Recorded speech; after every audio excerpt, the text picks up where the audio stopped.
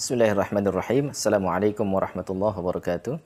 Alhamdulillah wassalatu wassalamu ala Rasulillah nabiyyina Muhammadin wa ala alihi wa sahbihi wa man tabi'ahum bi ihsan ila yaumil qiyamah amma ba'd.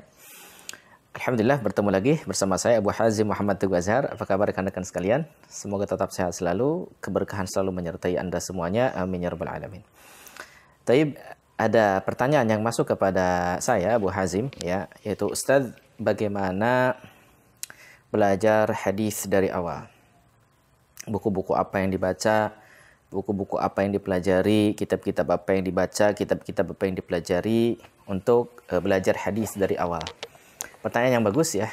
Kembali saya apresiasi ya, pertanyaan seperti ini menunjukkan keseriusan seseorang dalam belajar dan artinya ada perhatian khusus yang lebih dan kecintaan kepada Nabi SAW, yaitu dengan mempelajari sunnah-sunnah beliau, mempelajari kalam-kalam beliau, mempelajari hadis Nabi SAW. Ini menunjukkan satu hal yang bagus ya, ada sesuatu yang positif di hatinya, ada kecintaan pada Nabi SAW, dan semoga kita termasuk ke dalam orang seperti itu. Baik, kalau belajar hadis tentunya yang terbaik adalah, sekali lagi saya katakan, belajar kepada guru dengan yang memiliki akidah dan manhaj yang lurus, dan dia memang punya kekuatan ilmu dalam artian ilmunya kokoh kuat ya, apalagi di bidang hadis misalkan ketika kita mau belajar hadis. Baik, yang pertama, kalau dilihat dari segi hadis secara umum, tentunya yang paling dasar yang perlu untuk senantiasa kita pelajari lebih awal adalah tentang hadis arba'in, yaitu 40 hadis ya, sekitar 40 hadis yang dikumpulkan oleh Al-Imam An-Nawawi rahimahullahu taala ya, yang terkenal sekali, masyhur. Bahkan di pesantren-pesantren diajarkan, kemudian di ma'had-ma'had diajarkan gitu ya. Kemudian bahkan di kajian-kajian juga banyak ini kajian tentang hadis arba'in. Jadi yang pertama adalah tentang hadis arba'in, yaitu 40 hadis ya, mabani al-Islam ya, bangunan Islam itu dibangun dengan 40 hadis tersebut gitu. Baik, itu yang pertama. Kemudian selanjutnya urutannya, kalau misalkan mau ke hadis ahkam, hadis tentang hukum-hukum, tentunya saran saya adalah masuk ke sebelum Bulughul Maram ya. Sebelum Bulughul Maram itu masuk ke Umdatul Ahkam. Ke Umdatul Ahkam. Kalau mau ngambil jalur hadis-hadis hukum ya. Umdatul Ahkam ya, hadis yang ditulis oleh Abdul Ghani Al-Maqdisi rahimahullahu taala. Beliau ulama yang kompeten di bidang hadis ahkam seperti itu. Ya, Abdul Ghani Al-Maqdisi. Ya, terjemahannya ada insyaallah, terjemahannya ada kalau tidak salah ya. Silakan bisa dicari. Kemudian selanjutnya kalau mau naik lagi dari Umdatul Ahkam, selesai beres, sudah di murojaah, sudah paham betul Umdatul Ahkam seperti itu. Kalau dari jalur hadis hukum, maka baru naik ke Bulughul Maram. Ke Bulughul Maram seperti itu ya. Dicari juga kajian-kajian Bulughul Maramnya gitu, seperti itu, supaya kita bisa belajar langsung kepada guru ya. Jadi jangan difahami sendiri. Jangan dipahami sendiri. Baik. Selanjutnya setelah Bulughul Maram, baru kemudian naik ke berikutnya. Nah, baru setelah Bulughul Maram naik ke berikutnya, misalkan ke salah satu dari Kutubus Sittah ya. Dari Sahih Bukhari, Sahih Muslim, kemudian Sunan Abu Dawud ya, kemudian Sunan At-Tirmidzi ya, Sunan Ibnu Majah, Sunan An-Nasa'i, seperti itu. Itu pelajari. Dari mana memulainya? Mulainya dari si gurunya memulai, atau yang ada kajiannya. Misalkan ada kajian tentang hadis Muwatta Nasa'i misalkan, Sunan An-Nasa'i, maka bisa dihadiri seperti itu.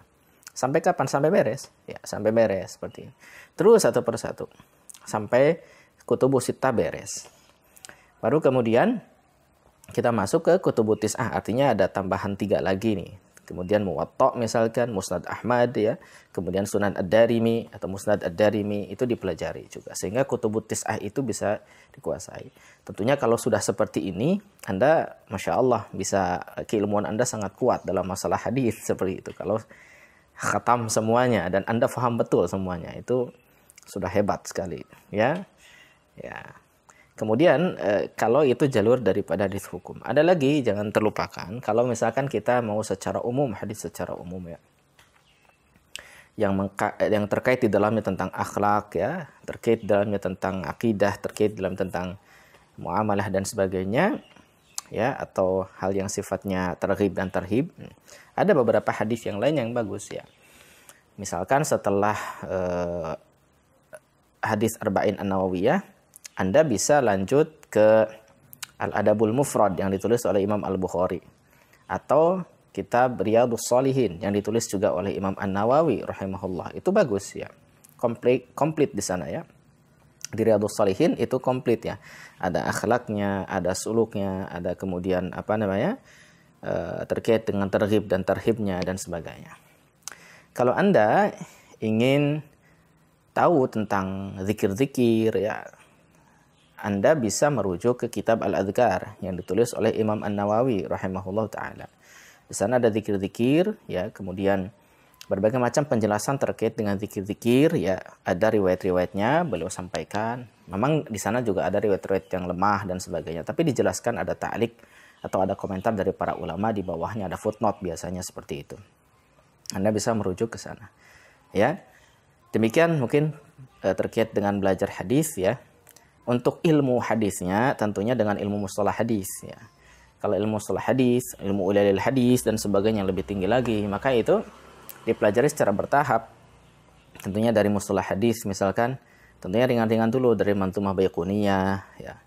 Kemudian baru naik ke Nukhbatul Fikar misalkan, atau ke At-Tadhkirah Ibnul Mulakin misalkan dan sebagainya. Itu nanti dipelajari dengan para guru ya, seperti itu. Baik, itu terkait dengan hadis dan ilmu hadis. Dua hal yang berbeda ya. Kalau ilmu hadis ini ilmu alatnya, ulumul hadis ini ilmu alatnya untuk memahami hadis, tentang keabsahan dari hadis, tentang keabsahan sanad, apa segala macam, itu dibahasnya di ulumul hadis. Sementara untuk kitab-kitab hadis, ya maka itu langsung dari kitab-kitab yang ada, yang merupakan kumpulan dari hadis-hadis yang telah disebutkan tadi. Taib, semoga bermanfaat. Abu Hazim undur diri ya. Assalamualaikum warahmatullahi wabarakatuh. Jangan lupa subscribe.